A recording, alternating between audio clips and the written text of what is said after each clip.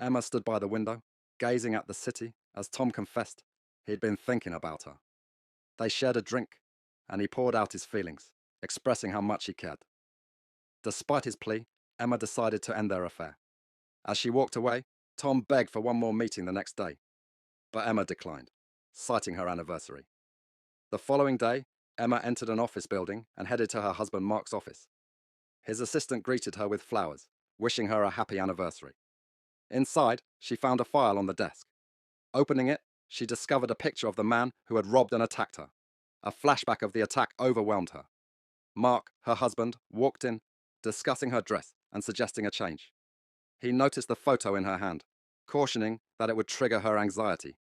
Mark possessed her file because her attacker's parole was under review. Emma questioned him about missing being a district attorney, to which he admitted preferring the financial benefits of his current legal career.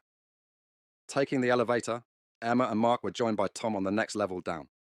They engaged in conversation, reminiscing about the time when Emma and Tom first met, each sharing a different perspective. In this riveting narrative of love, secrets, and complex relationships, Emma's past and present collide, setting the stage for a compelling story with unexpected twists. Later, the couple celebrates their anniversary with dinner. Even though Emma doesn't want dessert, Mark orders one for her. He gives her a steel necklace for their steel anniversary. Two people in the restaurant get engaged, and Mark comments that Emma used to be as happy as the girl.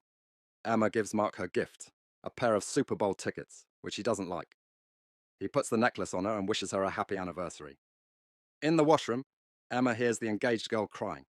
She tells the girl that saying yes doesn't mean she has to marry the guy. The girl tells her off, but Emma congratulates her. They leave the restaurant, and the waitress finds the Super Bowl tickets as a tip. Outside, Mark says he has one more surprise. Later, they're driving, and Emma is blindfolded. She wants to take it off, but he won't allow it. Anxious, she removes it just as they arrive at their lake house, prepared by Mark. He hopes they can fix their marriage there. Inside, Emma finds a message on the table with wedding vows. She follows clues around the house to a dark room with pictures. A record player is ready for her. Hearing the music, she laughs and looks for Mark on the second floor. Emma finds him in their bedroom with champagne. Mark apologizes for not being a good husband and says this anniversary is just the beginning of fixing their marriage. They sleep together. The next morning, Emma wakes up, noticing it's cold. She realizes Mark has chained himself to her and gets upset. He turns around and kills himself. Emma pushes him off, and they fall over the bed. Panicking, she pulls the chain, then calms down and drags the body to the landline, which is offline. Emma sees a gun and tries to shoot the chain, but there are no more bullets, so she drops it under the bed. She drags the body to the closet, finding a safe behind her wedding gown. Wearing Mark's bloody shirt, she drags the body on the dress. Trying to pull him downstairs, they tumble. In the kitchen, she finds her phone submerged in water. She tries to power it on but fails.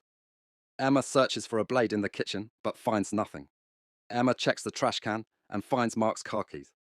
Then she's seen wearing all of his clothes, dragging the body out to the car through the snow. When she gets there, she enters the car and starts it, but it quickly turns off. Mark took the gas out too.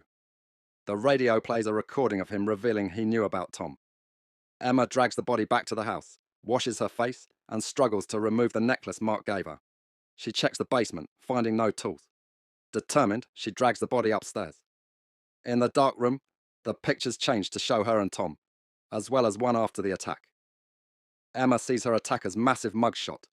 Playing a recorder, she hears her husband's pre-marriage interview after the attack, having a flashback. Suddenly, she hears a car outside. Tom arrives, thinking she called for help. Emma denies it, opens up about the situation, and Tom suggests calling the police. Emma agrees, unable to endure being chained to the body. While Tom gets his phone, another car approaches. Emma fears they should run, but Tom insists he can handle it. The new arrival, Jimmy, claims to be there for a pipe fix. Despite Tom's offer to pay, Jimmy wants to use the bathroom. Emma hides as another man, Bobby, steps out. She recognizes him as her attacker. Jimmy apologizes as Bobby fatally stabs Tom. Emma watches in shock as her attacker enters the house. He begged Bobby to leave, but he reminded his little brother that they needed to find Emma first. Both of them went looking for her. Bobby saw the mess in the bedroom and found the safe. Jimmy saw the bloody trail in the house. Emma dragged the body to the boat shed, but Jimmy saw the trail leading there and reluctantly followed it. She got the body inside the shed and found a boat propeller. Emma cut off Mark's hand to unchain herself from him when Jimmy entered the shed. She hid before he saw her. He looked around, and when he saw the body, immediately ran to the house to get his brother. Both of them came back to the shed, but only found the body there. Emma hid under the boat, listening to them talk.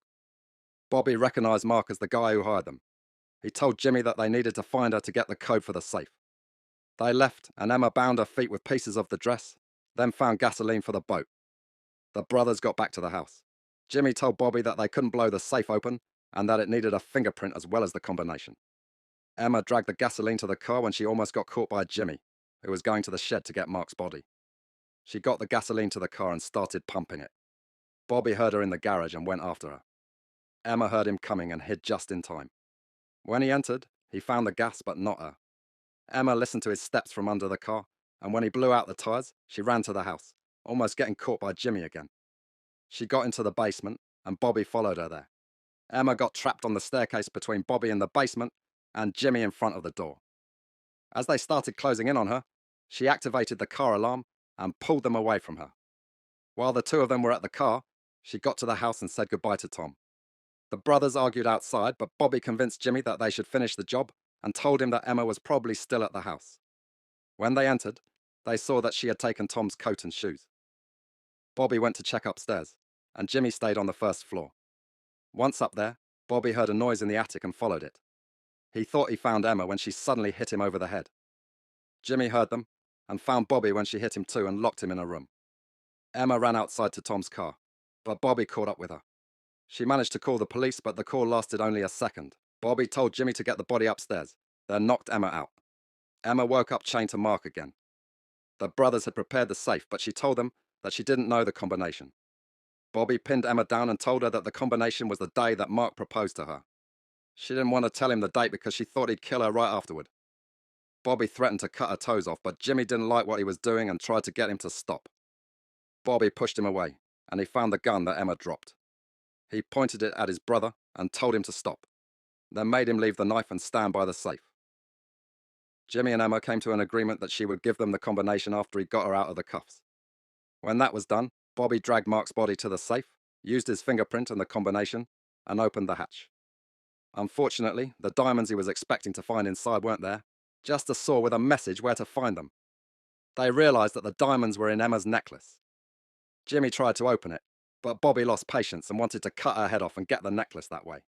He took the gun and knocked Jimmy over, but when he tried to shoot Emma, he realized that there were no bullets inside. She reached for the knife, but he pinned her down again. Jimmy tried to stop him, and the two wrestled until Bobby shoved his brother onto a coat hanger, killing him. He got mad and went after Emma, telling her that everything is her fault. They fought, and he stabbed her in the leg. When he went to stab her again, she dodged him, grabbed a heavy tool, and hit him with it. She escaped with Bobby going after her again, but he's the one chained to Mark this time. Bobby tripped down the stairs, and she escaped to the car. It eventually started, and she went over the body, then rams into the other cars. When she can't push the cars, she drives back into the garage and runs over Bobby. She loses control of the car and crashes into the boat shed. He goes after her and finds her dragging herself onto the ice. Bobby pulls Mark's body with him, but still manages to catch up to her.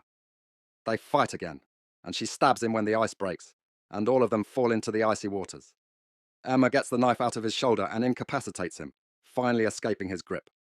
She swims up but can't break the ice. Suddenly, she stabs at the ice from below and succeeds in getting out.